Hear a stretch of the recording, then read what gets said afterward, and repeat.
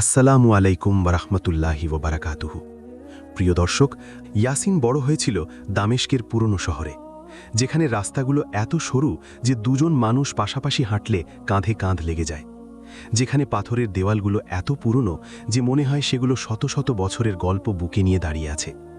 সেই পুরনো পাড়ার একটি ছোট্ট বাড়িতে ইয়াসিন থাকত তার মায়ের সাথে। শুধু দুজন, বাবা নেই, ছোটবেলায় মারা গেছেন। কিন্তু ইয়াসিন কখনো বাবার অভাব বড় করে দেখেনি, কারণ তার মা উম্মে ইয়াসিন ছিলেন এমন একজন মানুষ যিনি নিজেই ছিলেন একটি পুরো পৃথিবী। ছোটবেলা থেকেই মা তাকে শিখিয়েছিলেন, বাবা, দুনিয়ায় যাই হোক আল্লাহর ওপর ভরসা রেখো, তিনি কখনো তোমাকে একা ছেড়ে দেবেন না। সেই কথাগুলো ইয়াসিনের মনের গভীরে গেঁথে গিয়েছিল। সে বড় হয়েছিল সেই বিশ্বাস বুকে নিয়ে। প্রতিদিন ভোরবেলা ফজরের আজান শোনার আগেই সে জেগে উঠত, মুখ ধুয়ে অজু করে জায়নামাজে দাঁড়িয়ে যেত। সেই নামাজের সময়টা ছিল তার কাছে সবচেয়ে প্রিয়। ভোরের সেই নীরবতায়, যখন পৃথিবী এখনও ঘুমে আচ্ছন্ন, ইয়াসিন মনে করত সে সরাসরি আল্লাহর সামনে দাঁড়িয়ে আছে। কোনো মাঝখানে কেউ নেই, শুধু সে আর তার রব। নামাজ শেষে সে কোরআন পড়ত, তারপর মাকে ডাকত। মা উঠে নাস্তা বানাতেন। ছোট্ট রান্নাঘরে তেলের সুগন্ধ ভেসে বেড়াত। ইয়াসিন চা বানাতো মায়ের জন্য, দুটো কাপে ঢেলে পাশাপাশি বসে খেত। এই সকালগুলো ছিল তার জীবনের সেরা মুহূর্ত। সারল্য ছিল, শান্তি ছিল, আল্লাহর ওপর ভরসা ছিল। নাস্তার পর ইয়াসিন বের হতো কাজে। সে কাজ করত মসজিদের পাশের একটি ছোট দোকানে, পুরনো বই আর লেখার সামগ্রী বেচত সেই দোকানে। বেতন বেশি ছিল না, মাসে যা পেত তাতে সংসার চলত, কিন্তু বেশি কিছু থাকত না। তবু ইয়াসিন অভিযোগ করেনি কখনো। সে ভাবত, হালাল রুজি, আল্লাহর দেওয়া, আলহামদুলিল্লাহ। প্রতিদিন সন্ধ্যায় কাজ শেষে বাড়ি ফেরার পথে সে বাজার থেকে মায়ের জন্য কিছু না কিছু নিয়ে আসত। কখনো ফল, কখনো মিষ্টি, কখনো শুধু 1 টাকার বাদাম। ছোট্ট জিনিস, কিন্তু মায়ের চোখ আনন্দে চকচক করত। এই ছিল ইয়াসিনের জীবন, সাধারণ, শান্ত, পরিষ্কার। কিন্তু জীবন কি সবসময় একরকম থাকে?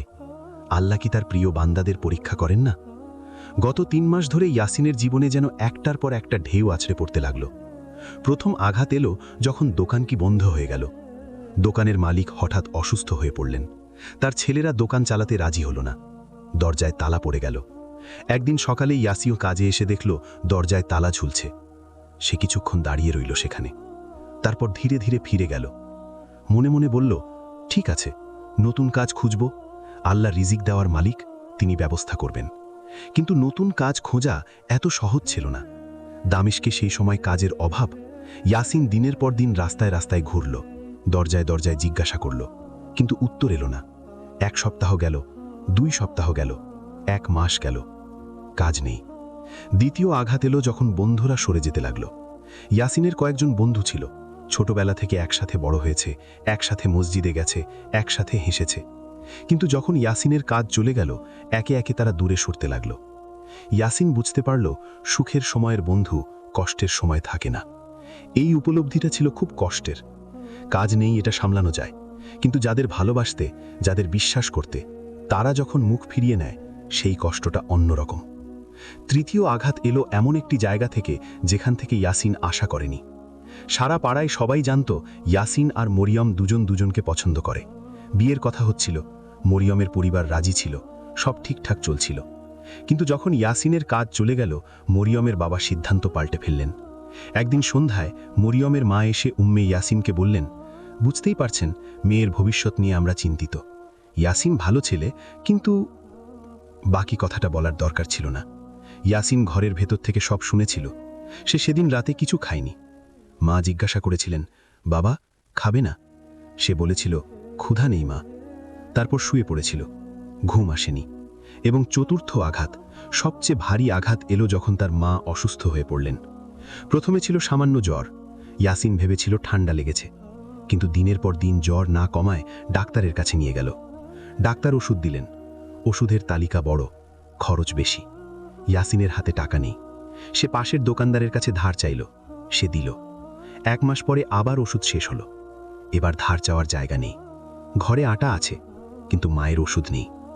এই ছিল ইয়াসিনের অবস্থা সেই রাতে, রাত 3টে, যখন সে জায়নামাজে বসে হাত তুলেছিল, কিন্তু কথা বেরোচ্ছিল না। ইয়াসিন অনেকক্ষণ চুপ করে বসে রইল, চোখ বন্ধ, হাত উপরে, বুকে পাহাড় সমান ভার। মনের ভেতরে নানা চিন্তা ঘুরছিল। সে ভাবছিল, আমি কি ভুল করেছি কোথাও? আমার কি কোনো গুনাহ আছে যার কারণে এত কষ্ট? সে ভাবছিল, অন্যরা এত সহজে জীবন পার করে, আমার কেন এত কঠিন? সে ভাবছিল, মা যদি আরও অসুস্থ হয়ে পড়েন, আমি কি করব? এই চিন্তাগুলো একটার পর একটা আসছিল, প্রত্যেকটা একটি ছুরির মতো বুকে বিঁধছিল। কিছুক্ষণ পর ইয়াসিন অনুভব করল তার চোখ ভিজে যাচ্ছে। প্রথমে একটি ফোঁটা, তারপর আরেকটি, তারপর আর আটকানো গেল না। সে কাঁদতে লাগল, নিঃশব্দে, মায়ের ঘুম ভাঙবে বলে। কাঁধ কাঁপছে, বুক ভারী হয়ে যাচ্ছে। এই কান্নার মধ্যে সে অনুভব করল, এই বুকের ভেতরে যে কষ্টটা জমে আছে সেটা শুধু কাজ নেই বলে নয়, শুধু বন্ধু নেই বলে নয়, শুধু মরিয়ম চলে গেছে বলে নয়। এই কষ্টটা আরও গভীর। এই কষ্টটা হলো, সে ক্লান্ত, অনেক চেষ্টা করেছে, অনেক দোয়া করেছে, অনেক ধৈর্য ধরেছে, কিন্তু কিছুই বদলাচ্ছে না। এবং এই ক্লান্তির মাঝে মাঝে মনের গভীরে একটি প্রশ্ন উকি দিচ্ছিল, আল্লাহ কি আসলেই দেখছেন? এই প্রশ্নটা আসতেই ইয়াসিনের বুকে একটা ভয় ঢুকে গেল। সে জানে এরকম প্রশ্ন করা ঠিক নয়, সে জানে আল্লাহর উপর সন্দেহ করা গুনাহ। কিন্তু মানুষ যখন একেবারে শেষ সীমায় পৌঁছে যায়, তখন মাথায় অনেক কিছু আসে যা সে নিজেও চায় না। ইয়াসিন কাঁদতে কাঁদতে মনে মনে বলল, হে আল্লাহ, আমি ক্লান্ত, আমি অনেক চেষ্টা করেছি, আমি অনেক দোয়া করেছি, কিন্তু কিছুই বদলাচ্ছে না। আমার মা অসুস্থ, ওষুধ নেই, টাকা নেই। আমি কি তোমার কাছে এতটাই তুচ্ছ? তুমি কি সত্যি শুনছ? এই কথাগুলো মনে আসতেই ইয়াসিন থেমে গেল, নিজেকে চিমটি দিল মনে মনে। তারপর আস্তে আস্তে মাথা নামিয়ে সেজদায় চলে গেল। কপাল ঠেকল মাটিতে। এবং এই সেজদায়, এই অন্ধকার ঘরে, মাঝরাতে, একা, ইয়াসিন অনুভব করল একটি অদ্ভুত জিনিস, একটা প্রশান্তি, সামান্য কিন্তু সত্যিকারের। এই সেজদার এই অবস্থানে, মাথা মাটিতে, আল্লাহর সামনে সম্পূর্ণ নত, মনে হলো যেন পুরো পৃথিবীর বোঝা একটু হালকা হয়েছে। সে বুঝতে পারল, এই সেজদাই হলো আসল জায়গা। এখানেই বান্দা সবচেয়ে কাছে থাকে তার রবের। অনেকক্ষণ পর ইয়াসিন সেজদা থেকে উঠল, চোখ মুছল। এবার সে আবার হাত তুলল, কিন্তু এইবার ভিন্নভাবে। এইবার আর অভিযোগ নয়, এইবার আরতি। সে বলল, হে আল্লাহ, আমি জানি তুমি শুনছ, আমি জানি তুমি দেখছ, আমি জানি এই মুহূর্তে তুমি আমার চেয়ে ভালো জানো আমার কি দরকার। হয়তো এই কষ্টের মধ্যে তোমার কোনো হিকমা আছে, হয়তো এই পরীক্ষার মধ্যে দিয়ে তুমি আমাকে এমন কিছুতে নিয়ে যেতে চাইছো যা আমি এখনো বুঝতে পারছি না। আমি তোমার উপর রাগ করি না, আমি তোমাকে ছেড়ে যাই না, কারণ আমার যাওয়ার আর কোনো জায়গা নেই। দুনিয়ায় সবাই আমাকে ছেড়েছে, কাজ গেছে, বন্ধু গেছে, মরিয়ম গেছে, কিন্তু তুমি আছো, তুমি সবসময় ছিলে এবং তুমি সবসময় থাকবে। হে আল্লাহ, আমার মাকে সুস্থ করো। তোমার কাছে এই একটাই চাওয়া, মায়ের শরীরে তুমি শিফা দাও। আমি আর কিছু চাই না, শুধু এইটুকু। আমি তোমার সিদ্ধান্তের ওপর সন্তুষ্ট। তুমি যদি মনে করো আমার আরও কষ্ট দরকার, তাহলে কষ্ট দাও, আমি নেব। কিন্তু মাকে ভালো রেখো হে রব, কারণ মা হলেন আমার পৃথিবী। এই দোয়া বলতে বলতে ইয়াসিনের গলা ভেঙে গেল। কিন্তু এইবার যে কান্না এলো, সেই কান্নায় একটু হালকা ভাব ছিল, একটু মুক্তির অনুভূতি ছিল। যেন বুকের ভেতরে জমে থাকা পাথরটা একটু সরে গেছে। ইয়াসিন হাত নামিয়ে মুখে মুছল, আকাশের দিকে তাকালো। জানালার ভেতর দিয়ে আকাশ দেখা যাচ্ছিল, নীল কালো, একটি তারা দেখা যাচ্ছিল। ইয়াসিন মনে মনে বলল, হে আল্লাহ, আমি তোমার বান্দা, এবং তোমার বান্দা কখনো একা নয়। রাত তখন প্রায় 4টে। ইয়াসিন উঠল, ঘরের ভেতরে একটু পায়চারি করল, তারপর শুতে যাওয়ার কথা ভাবল। সকালে উঠে আবার চেষ্টা করতে হবে, আবার কাজ খুঁজতে হবে, কোনো না কোনো একটা রাস্তা বেরোবেই। সে বিছানার দিকে যাচ্ছিল, ঠিক তখন দরজায় টোকা। ইয়াসিন থমকে গেল। রাত 4টায় কে আসবে? সে একটু ভয় পেল, তারপর নিজেকে সামলালো। আস্তে পায়ে দরজার কাছে গেল, কান পেতে রইল। ভেতর থেকে জিজ্ঞেস করল, কে? কোনো জবাব নেই। আবার টোকা। ইয়াসিন সাহস করে দরজা খুলল। বাইরে কেউ নেই। সরু গলিটা ফাঁকা, দূরে দূরে জ্বলছে পুরনো বাতি, বাতাস বইছে, কেউ নেই। ইয়াসিন ডানে বামে তাকালো, তারপর নিচে তাকালো। দরজার সামনে মাটিতে একটি ছোট্ট কাপড়ের থলে। সে থলেটা তুলে নিল, হাত দিয়ে ভেতরে কি আছে অনুভব করার চেষ্টা করল। তারপর ভেতরে হাত দিল, আর তার চোখ বিস্ময়ে বড় হয়ে গেল। কিন্তু এই থলের গল্প বলার আগে আমাদের একটু পেছনে যেতে হবে। 3 বছর আগে। ইয়াসিনের বয়স তখন 19। একদিন দুপুরবেলা সে দামেস্কের পুরনো বাজারে গিয়েছিল মায়ের জন্য কিছু সবজি কিনতে। বাজারটা সেদিন অনেক ব্যস্ত ছিল, মানুষের ভিড়, কোলাহল, বিক্রেতাদের হাঁকডাক। ইয়াসিন সবজি কিনে ফিরছিল। হঠাৎ সে দেখল বাজারের এক কোণে একটি পাথরের সিঁড়ির কাছে একজন বৃদ্ধ মানুষ মাটিতে পড়ে আছেন। তার হাতের ব্যাগটা পড়ে গেছে, বাজারের সামগ্রী ছড়িয়ে ছিটিয়ে আছে চারদিকে। ইয়াসিন থামল, সে তার ব্যাগটা নামিয়ে রাখল। তারপর দ্রুত বৃদ্ধ মানুষটির কাছে গেল, বলল, চাচা, কিছু হয়েছে? উঠতে পারছেন না? বৃদ্ধ মানুষটি মাথা তুললেন, চোখে লজ্জা আর কষ্ট। বললেন, পা পিছলে পড়ে গেছি বাবা, উঠতে পারছি না একা। ইয়াসিন তাকে ধরে আস্তে আস্তে উঠালো। তারপর মাটি থেকে বৃদ্ধের ব্যাগ তুলল, ছড়িয়ে পড়া জিনিসপত্র কুড়িয়ে ব্যাগে ভরল। বৃদ্ধ মানুষটি একটু লাঠিতে ভর দিয়ে দাঁড়ালেন, হাঁটু থেকে রক্ত পড়ছে।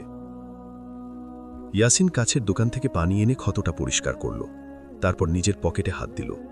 সেদিন তার কাছে ছিল মাত্র কিছু মুদ্রা, সবজি কেনার পর যা বেঁচেছে।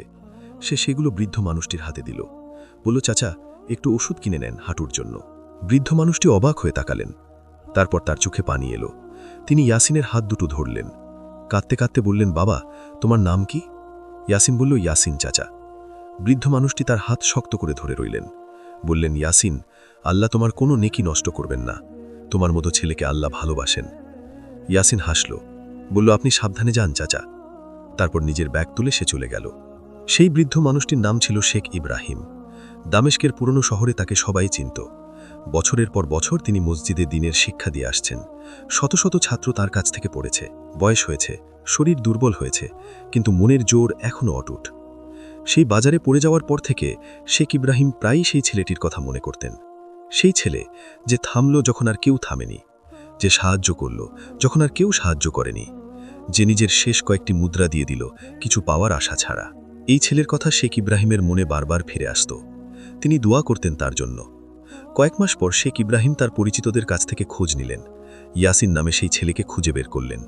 জানলেন সেই পাড়ায় থাকে, একা, মায়ের সাথে। জানলেন সে একটি ছোট দোকানে কাজ করে। শেখ ইব্রাহিম মাঝে মাঝে সেই পথ দিয়ে যেতেন, শুধু একটু দেখার জন্য ছেলেটা কেমন আছে। দূর থেকে দেখতেন ইয়াসিন কাজ করছে, হাসি মুখে কথা বলছে, কিনে নেওয়া রুটি হাতে নিয়ে বাড়ি যাচ্ছে। শেখ ইব্রাহিম মনে মনে বলতেন, আল্লাহ, এই ছেলেকে ভালো রেখো। তারপর একদিন শুনলেন ইয়াসিনের দোকান বন্ধ হয়ে গেছে, কাজ নেই, মা অসুস্থ। শেখ ইব্রাহিম চিন্তিত হলেন। মহল্লার মানুষদের কাছ থেকে আরও বিস্তারিত জানলেন মায়ের ওষুধের টাকা নেই। সেই রাতে শেখ ইব্রাহিম অনেকক্ষণ বসে ভাবলেন, তারপর উঠলেন। তিনি নিজের সঞ্চয়ের বাক্স খুললেন, একটি নির্দিষ্ট পরিমাণ টাকা বের করলেন, একটি ছোট্ট কাপড়ের থলে ভরলেন, তারপর একটি ছোট্ট কাগজে কিছু লিখলেন, ভাঁজ করে থলেতে রাখলেন। তারপর তিনি রওনা হলেন। রাত তখন প্রায় 3টে বেজে গেছে। শেখ ইব্রাহিম একটি লণ্ঠন হাতে নিয়ে একা হেঁটে চললেন দামেস্কের সরু গলিতে। বয়স হয়েছে, হাঁটতে কষ্ট হয়, কিন্তু এই কাজ কি তিনি নিজে করতে চেয়েছিলেন, কারণ তিনি চাননি কেউ জানুক। যিনি গোপনে সাহায্য করেন, আল্লাহ তাকে গোপনে পুরস্কার দেন, এই হাদিসটি তিনি মনে রেখেছিলেন। ধীরে ধীরে হেঁটে তিনি ইয়াসিনের গলিতে পৌঁছলেন। দরজার সামনে দাঁড়ালেন, আস্তে একটু টোকা দিলেন, যাতে ইয়াসিন শুনে কিন্তু মা না জাগেন। তারপর থলেটা দরজার সামনে রেখে দিলেন। এক মুহূর্ত দাঁড়ালেন, আকাশের দিকে তাকালেন, ফিসফিস করে বললেন, হে আল্লাহ, এই ছেলেটা 3 বছর আগে তোমার রাস্তায় কিছু করেছিল, আজ তুমি তার ঘরে পাঠিয়ে দাও, আমি শুধু তোমার একটি মাধ্যম। তারপর তিনি খিরে চললেন, অন্ধকার গলিতে একা, লণ্ঠনের আলোয়। ইয়াসিন থলের ভেতরে হাত দিয়ে যা পেল তা ছিল বেশ কিছু মুদ্রা, মায়ের 3 মাসের ওষুধের জন্য যথেষ্ট, এবং একটি ছোট্ট ভাঁজ করা কাগজ। সে কাগজটা খুলল, মোমবাতির আলোয় পড়ার চেষ্টা করল।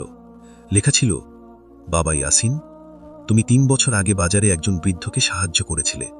সেই বৃদ্ধটি আমি। তুমি ভুলে গিয়েছিলে, কিন্তু আল্লাহ ভোলেননি। তোমার মায়ের জন্য এই সামান্য সাহায্য নাও, আল্লাহ তোমার নেকি নষ্ট করবেন না। শেখ ইব্রাহিম। সে আর দাঁড়াতে পারল না, সে সিজদায় পড়ে গেল। এবার যে কান্না এলো, সেই কান্নাটা ছিল কৃতজ্ঞতার।